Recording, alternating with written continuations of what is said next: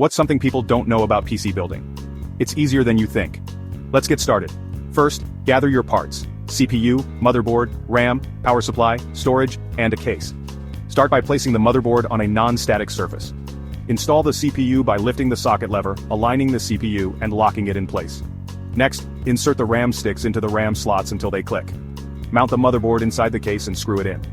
Attach the power supply to its designated spot.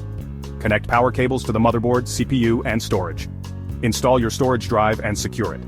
Finally, connect all front panel connectors to the motherboard. Double-check all connections, close the case, and power it up. Congrats, you've built a PC. Like and subscribe for more quick tech tips.